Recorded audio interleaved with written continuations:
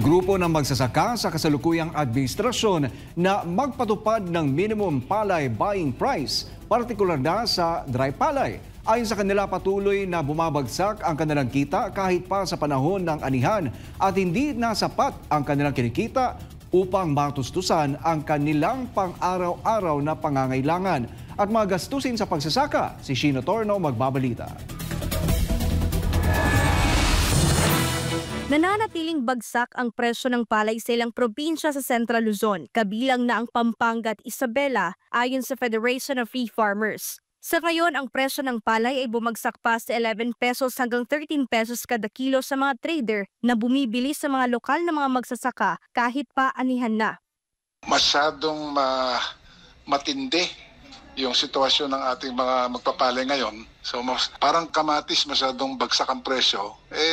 Better na lang, pabayaan na lang ng farmer yung kamatis niya. So dapat bigyan naman natin ng sapat na minimum na take-home pay ang farmer natin. Dahil sa karamihan ng mga trader na binabarat ang mga magsasaka, marami ang napipilitan ng ibenta ang kanilang mga lupain dahil sa matinding pagkalugi. Bukod dito, hindi rin makabili ang National Food Authority o NFA ng palay mula sa mga magsasaka dahil sa kakulangan sa mga storage facility na kinakailangan upang maipon at mapreserba ang ani. Dahil sa mga patuloy na hamong ito, nananawagan ng grupo sa gobyerno na aksyonan ang problemang matagal na nagpapahirap sa sektor ng pagsasaka. Isinusulong din ng Federation of Free Farmers ang pagpapatupad ng minimum palay buying price na katulad ng ipinatupad na maximum suggested retail price sa bigas at karning baboy. Ang hakbang na ito ay naglalayong maprotektahan ng mga magsasaka mula sa patuloy na pang-aabuso at bigyan sila ng tamang halaga para sa kanilang produkto.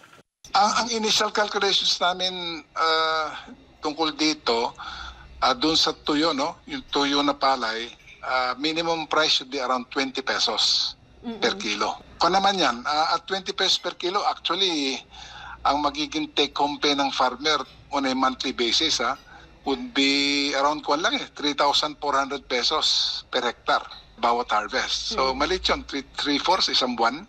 Karamihan ng farmer natin nasa 1 hectare or a little over 1 hectare ang kanilang sinasaka. So minimum dapat ganon.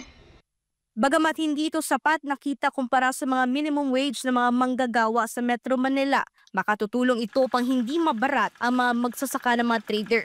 Mapipilitan kasi ang mga trader na bilhin ang palay ng mga magsasaka sa presyong pasok sa MPBP. Ayon pa sa grupo, kung may papatupad ang MPBP, hindi papalo sa 60 pesos ang bentahan ng bigas sa mga pamilihan kada kilo. Kasi at 20 na minimum buying price ng trader, ang katumbas yan na presyo ng bigas ita times 2 mo yung buying price ng palay. So 20 times 2, ang equivalent presyo niyan ng bigas sa palengke would be 40 pesos. So I think 40 is already a very reasonable price para sa ating pong consumer.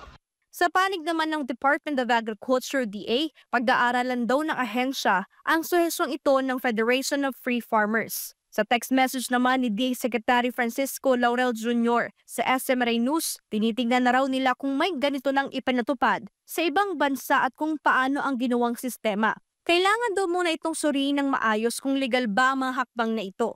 Bukas naman daw si Secretary Chu sa suhesyon, ngunit binigyang diin niya na nakadepende ito sa kung ang hakbang na ito ay nakasaad na sa batas. Ayon pa sa kalihim, magiging hamon ang pagpapatupad ng minimum palay buying price kung hindi ito nakasaad sa umiiral na mga regulasyon. Kung walang sapat na regulatory powers ang DA at NFA, magiging mahirap tiyakin ang tamang implementasyon nito. Posible rin anyang hindi ito sundin ng mga pamilihan na maaring magdulot ng karagdagang komplikasyon sa merkado at mga magsasaka. Para sa Diyos at sa Pilipinas kong mahal, ito si Shino Torno, SMRA News.